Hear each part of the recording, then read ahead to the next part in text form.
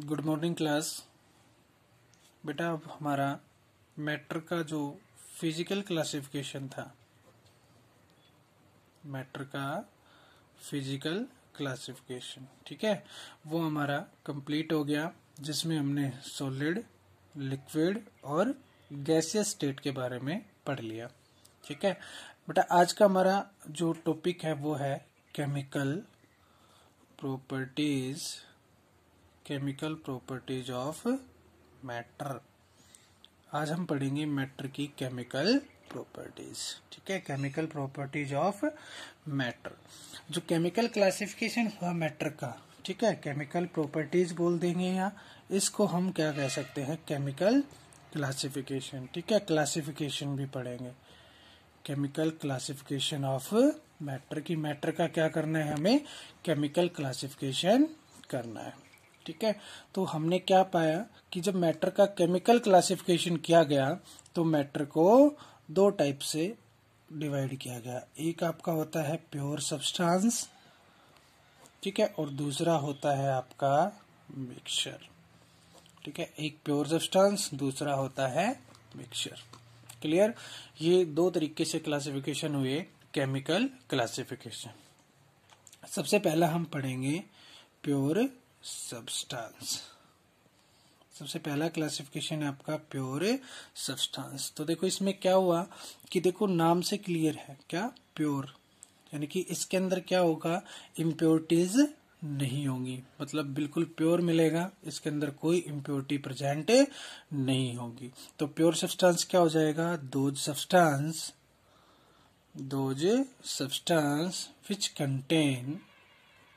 which contain only one kind of material, जिसमें क्या हो आपका एक प्रकार का ही मटेरियल होगा। ठीक है, जिसमें एक प्रकार की ही ऑब्जेक्ट्स पाए जाएंगे, वो आपका क्या कहलाएगा, प्योर सब्सटेंस कहलाएगा। क्या हुआ फिर इसके बाद, प्योर सब्सटेंस जो हो गया, प्योर सब्सटेंस ये हो गया फर्दर क्लासिफाइड।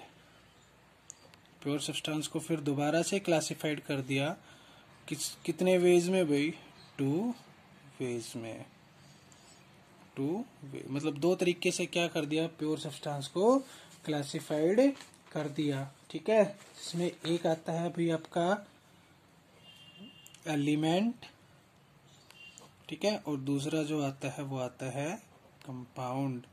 ठीक है, अब क्या कर दिया, प्योर सब्सटेंस को दो तरीके से डिवाइड कर दिया, एलिमेंट और कंपाउंड। सबसे पहले हम बात करेंगे एलिमेंट की, तो इसका फर्स्ट क्या आ जाएगा, एलिमेंट्स। एलिमेंट्स क्या होते हैं, ठीक है, एलिमेंट क्या होते हैं, एलिमेंट एक पार्टिकल्स होते हैं विच may or may not be freely exist, जो आपके फ्रीली एग्जिस्ट हो भी सकते हैं और नहीं भी हो सकते। मे or may not be exist, may or may not be freely exist, जो फ्रीली एग्जिस्ट हो भी सकते हैं और नहीं भी हो सकते। ठीक है, वो आपके क्या होते हैं, एलिमेंट, या वो स्मॉलेस्ट पार्टिकल होते हैं जिनको ब्रेक डाउन नहीं किया जा सकता। वो स्मॉलेस्ट फॉर्म हो गई जिसके और ज्यादा टुकड़े नहीं किए जा सकते, क्या कहलाते हैं, एलिमेंट्स कहलाते हैं। ठीक है, जनरली एटम्स के अंदर भी हम बात बोलते हैं। तो एलिमेंट्स को अगर आप डिफाइन करोगे तो क्या कहोगे कि elements are the particles which may or may not be freely exist, जो फ्रीली एग्जिस्ट हो भी सकते हैं और नहीं भी हो सकते। ठीक है, इसके बाद क्या कहता है, जो एलिमेंट्स होते हैं वो 3 टाइप्स के होते हैं। ठीक है, एलिमेंट्स कितने टाइप्स के होते हैं, 3 टाइप्स के होते हैं, जिसमें पहला जो आता है वो आता है आपका मेटल, दूसरा जो आता है वो आता है नॉन मेटल, और जो तीसरा आता है वो आता है आपका मेटेलॉइड्स। ठीक है, एक आता है मेटल, दूसरा आता है नॉन मेटल, तीसरा आता है मेटेलॉइड्स। क्लियर हो गया। अब हम बात करेंगे किसकी, सबसे पहले वाले मेटल की, ठीक है, मेटल की बात करेंगे। तो देखो मेटल्स क्या होती हैं, इसकी कुछ करेक्टरिस्टिक्स होती हैं जो हम वन बाय वन डिस्कस करेंगे। तो सबसे पहले हम बात कर लेते हैं मेटल की। तो कहता है कि मेटल जो जर्नली होती हैं ये सॉलिड फॉर्म में होती हैं। Metals are in solid form except कुछ मेटल्स को छोड़कर, जैसे Hg mercury and gallium Ga। Mercury और गैल्मियम को छोड़कर जो भी मेटल्स होंगी वो किस फॉर्म में मिलेंगी, सॉलिड फॉर्म में मिलेंगी। दूसरी बात क्या कहता है, ये कहता है कि ये क्या होती हैं, हाईली इलेक्ट्रोपॉजिटिव होती हैं। क्या होती हैं, हाईली इलेक्ट्रोपॉजिटिव। ठीक है, मान लीजिए ये आपके पास मेटल है कोई भी, ठीक है, इसने क्या कर दिया, इलेक्ट्रॉन का लॉस कर दिया। ठीक है, इलेक्ट्रॉन का लॉस कर दिया, क्या बना दिया, कैटाइन बना दिया। ठीक है, तो क्या कहलाएगी, इलेक्ट्रोपॉजिटिव नेचर कहलाएगी। ठीक है, यानी कि कोई भी मेटल क्या करती है, इलेक्ट्रॉन का लॉस करती है और क्या बनाती है, कैटाइन बनाती है, तो उस नेचर को कहते हैं इलेक्ट्रोपॉजिटिव नेचर। ठीक है, तीसरी जो प्रॉपर्टी होती है मेटल की, वो होती है कि मेटल्स के अंदर क्या होती है, मेलेबिलिटी होती है, मेलेबल एंड डक्टाइल। ठीक है भाई, ये दो टेंडेंसी इनके अंदर होती है, मेटल्स के अंदर मेलेबिलिटी होती है और डक्टिलिटी या डक्टाइल होती है।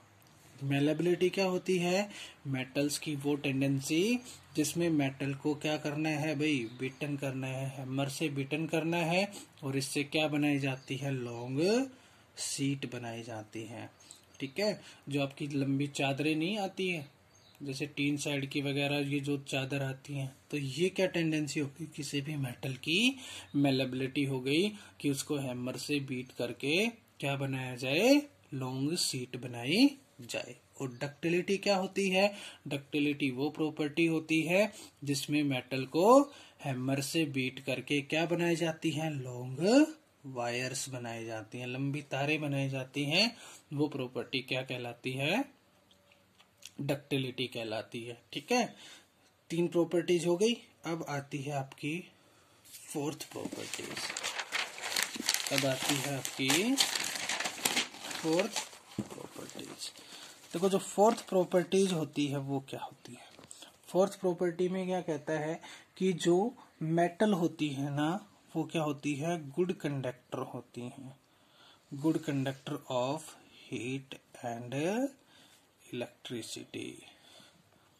इलेक्ट्रिसिटी और हीट की क्या होती हैं, गुड कंडक्टर होती हैं। फिफ्थ प्रॉपर्टी क्या हो गई, मेटल्स होती हैं, वो जनरली सॉलिड फॉर्म में थी, तो metals have high boiling point and melting point.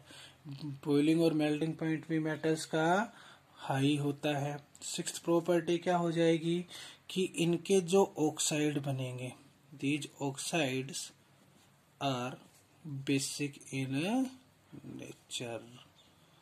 इनके जो ऑक्साइड्स बनाएंगे, यानी कि मेटल के जो ऑक्साइड बनाएंगे वो किस नेचर के रहेंगे, बेसिक नेचर के। ऑक्साइड क्या हो गए कि कोई भी मेटल हो गई वो किसके साथ रिएक्शन करेगी, ऑक्सीजन के साथ। ठीक है, और ऑक्सीजन के साथ रिएक्शन करके क्या बनाएगी, वो ऑक्साइड्स बनाएगी।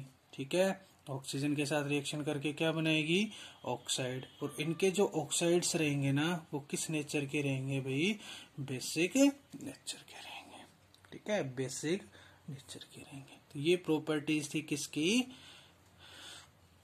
मेटल्स की। ठीक है, तो मेटल्स के अंदर सारी बातें हमने रिपीट कर ली कि मेटल्स जो होती थी वो क्या होती थी, सॉलिड नेचर की होती थी, किसको छोड़कर, मरकरी और गैल्मियम को छोड़कर। दूसरी बात हमने पढ़ी कि ये क्या होती है, हाईली इलेक्ट्रो पॉजिटिव होती हैं, यानी कि हाईली इलेक्ट्रोपॉजिटिव मतलब कि जो मेटल होगी वो इलेक्ट्रॉन का लॉस करेगी और क्या बनाएगी, कैटाइन बनाएगी, इसलिए इनको कहते हैं हाईली इलेक्ट्रो पॉजिटिव। तीसरी प्रॉपर्टी आपने पढ़ी कि इनके अंदर मेलेबिलिटी होती है और डक्टिलिटी होती है। मेलेबिलिटी मीन्स भाई मेटल की वो टेंडेंसी जिसमें उसको हैमर से बीटन करके लॉन्ग शीट बनाई जाए वो तो मेलेबिलिटी कहलाएगी, और जिसमें हैमर से बीटन करके लॉन्ग वायर्स बनाई जाएंगी वो क्या कहलाएगी, डक्टिलिटी कहलाएगी। फिर क्या कहता था कि जो मेटल होती है वो हीट और इलेक्ट्रिसिटी की क्या होती है, गुड कंडक्टर होती हैं। और उसके बाद क्या बताया कि मेटल होती है उनका बॉइलिंग पॉइंट और मेल्टिंग पॉइंट हाई होता है। और लास्ट क्या बताया कि इनके जो ऑक्साइड्स बनेंगे वो किस नेचर के बनेंगे, बेसिक नेचर के बनेंगे। ठीक है, ऑक्साइड्स किस नेचर के बनेंगे, बेसिक नेचर के बनेंगे। अब हमारे पास दूसरा जो आता है वो आता है नॉन मेटल। अब जो हमारे पास आता है वो आता है नॉन मेटल। देखो नॉन मेटल के अंदर क्या होता है कि मेटल्स तो आपकी जर्नली सॉलिड फॉर्म में एग्जिस्ट करती थी, लेकिन नॉन मेटल्स आपकी तीनों स्टेट में एग्जिस्ट करती है। ऑल स्टेट में क्या करती है, ये एग्जिस्ट करती है। तीनों स्टेट में एग्जिस्ट करेंगी भाई। आपकी कार्बन हो गया, कार्बन वो किस फॉर्म में, सॉलिड फॉर्म में। ब्रोमीन जो हो गई वो आपकी लिक्विड फॉर्म में। ठीक है, और नोबल गैस जो हो गई जैसे हीलियम, नियोन, आर्गन, क्रिप्टॉन, ये सारी आपकी गैसियस फॉर्म में। यानी कि जो नॉन मेटल्स होती हैं भाई आपकी वो तीनों स्टेट में एग्जिस्ट करती हैं, सॉलिड में भी, लिक्विड में भी और गैसियस में भी। ठीक है, दूसरी जो प्रॉपर्टी होती है नॉन मेटल्स की वो क्या होती है कि ये क्या होती है, इलेक्ट्रो नेगेटिव नेचर होता है। यानी कि जो मेटल थी वो तो इलेक्ट्रॉन का लॉस कर रही थी और ये क्या करेंगे, इलेक्ट्रॉन का गेन करेंगे। ये कोई मेटल हो गई, इसने क्या किया, इलेक्ट्रॉन का गेन कर लिया और क्या बना दिया, एक्स नेगेटिव, मतलब किसका फॉर्मेशन कर दिया, एनाइन का फॉर्मेशन कर दिया। ठीक है, तो मेटल्स इलेक्ट्रॉन का लॉस करती थी, ये इलेक्ट्रॉन का क्या करेंगी, गेन करेंगी, और गेन करके क्या बनाएंगी, एनाइन बनाएंगी। इसलिए इनको क्या कहते हैं, इलेक्ट्रो नेगेटिव नेचर कहते हैं। तीसरी चीज क्या बताई कि जो मेटल्स, नॉन मेटल्स होती है, नॉन मेटल्स उनके अंदर शाइनिंग लस्टर नहीं होती। शाइनिंग लस्टर नहीं होती मतलब उनके अंदर चमक नहीं होती है। ठीक है, उनके अंदर चमक नहीं होती है। एक्सेप्शनली केस है भाई, किसको छोड़कर, आयोडीन को छोड़कर। ठीक है, आयोडीन के अंदर क्या होती है, शाइनिंग लस्टर होती है, जबकि क्या है, ये नॉन मेटल है। ठीक है, आयोडीन इसमें क्या हो गया, एक्सेप्शनली केस हो गया। ठीक है, फिर क्या कहता है फोर्थ कि ये क्या होती हैं, बैड कंडक्टर होती हैं। क्या होती है, bad conductor of heat and electricity.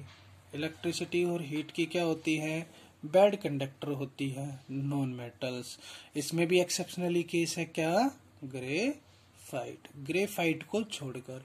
ठीक है, ग्रेफाइट एक गुड कंडक्टर होता है, जबकि ये क्या है, एक नॉन मेटल है। ठीक है, यानी कि ग्रेफाइट क्या हो गया, एलोट्रोप हो गया, किसका, कार्बन का। ठीक है, फिफ्थ जो बात बताता है आपको, ये कहता है कि इनका मेल्टिंग पॉइंट और इनका बॉइलिंग पॉइंट वो क्या होता है, लो होता है। इनका मेल्टिंग पॉइंट और बॉइलिंग पॉइंट क्या होता है, लो होता है।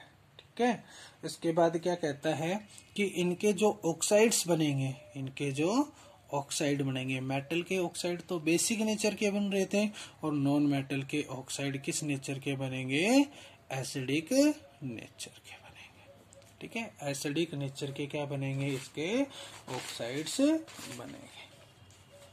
क्लियर हो गई, कर लोगे तो इसके ऑक्साइड किस नेचर के बनेंगे, एसिडिक नेचर के बनेंगे। दोबारा रिपीट कर देते हैं नॉन मेटल्स को। तो नॉन मेटल्स तीनों स्टेट में एग्जिस्ट करती हैं। कार्बन आपका सॉलिड फॉर्म में, ब्रोमीन आपका लिक्विड स्टेट में, और जो भी नोबल गैसेज हैं, हीलियम, नियोन, आर्गन, वो आपकी गैसियस फॉर्म में एग्जिस्ट करेंगी। दूसरी प्रॉपर्टी क्या शो की इन्होंने कि ये इलेक्ट्रोनेगेटिव नेचर की होंगी, यानी कि इलेक्ट्रॉन का क्या करेंगी, ये गेन करेंगी और किस नेचर को एग्जिस्ट करेंगी, इलेक्ट्रोनेगेटिव नेचर को एग्जिस्ट करेंगी। तीसरी प्रॉपर्टी क्या बताई कि नॉन मेटल्स क्या होती हैं, शाइनिंग लस्टर नहीं होती है। नॉन मेटल्स के अंदर शाइनिंग लस्टर नहीं होती है, किसको छोड़कर, आयोडीन को छोड़कर। आयोडीन क्या हो गया, एक्सेप्शनली केस हो गया। नॉन मेटल्स जो होती हैं वो बैड कंडक्टर होती हैं हीट और इलेक्ट्रिसिटी की, ठीक है, बैड कंडक्टर होती हैं हीट और इलेक्ट्रिसिटी की, किसको छोड़कर, ग्रेफाइट को छोड़कर। फिर क्या कहता है कि जो मेटल्स होती हैं उनका मेल्टिंग पॉइंट और उनका बॉइलिंग पॉइंट वो क्या होता है, हाई होता है। मेटल्स का तो बॉइलिंग और मेल्टिंग पॉइंट हाई होता था, लेकिन नॉन मेटल्स का मेल्टिंग और बॉइलिंग पॉइंट क्या होता है, लो होता है।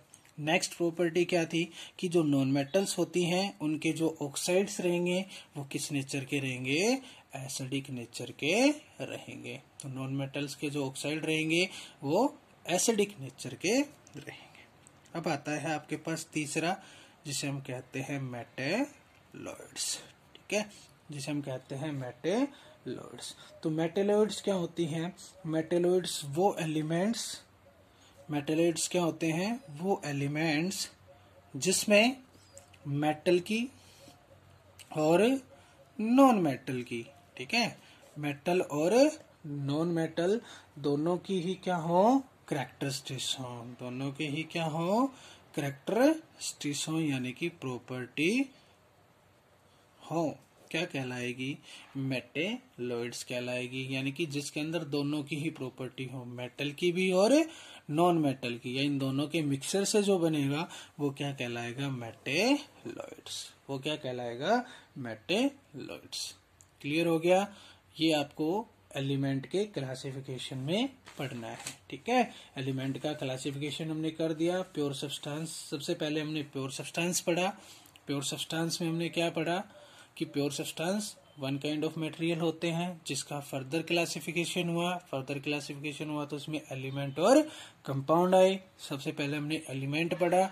एलिमेंट में क्या था, एक स्मॉलेस्ट पोर्शन था, ठीक है, एलिमेंट में क्या था, एक स्मॉलेस्ट पोर्शन था, एक स्मॉलेस्ट पार्टिकल्स थे जिनको ब्रेक डाउन किया नहीं जा सकता था, या आप ये कह सकते हो कि एलिमेंट वो पार्टिकल्स हो गए जो आपके फ्रीली एग्जिस्ट हो भी सकते हैं और नहीं भी हो सकते, वो एलिमेंट में आया था। एलिमेंट का फिर हमने फर्दर क्लासिफिकेशन कर दिया, मेटल्स, नॉन मेटल्स और मेटेलॉइड्स, ठीक है। तो मेटल्स की प्रॉपर्टी हमने पढ़ ली, नॉन मेटल्स की प्रॉपर्टी हमने पढ़ ली, और फिर उसके बाद हमने पढ़ लिया मेटेलॉइड्स, ठीक है। तो एलिमेंट कंप्लीट हो गया हमारा प्योर सब्सटेंस में, और एलिमेंट की दूसरी टर्म्स आती थी कंपाउंड, वो आपको हम नेक्स्ट लेक्चर में पढ़ाएंगे। बेटा इतना समझ में आया, ठीक है। अगर यहाँ से रिलेटेड कोई समस्या है तो आप वो मेरे को बता सकते हो। बाकी इनके नोट्स मैं आपको PDF सेंड कर दूंगा, वहां से आप इसको फिर नोटबुक में नोट कर लेना। Okay, thank you, have a nice day.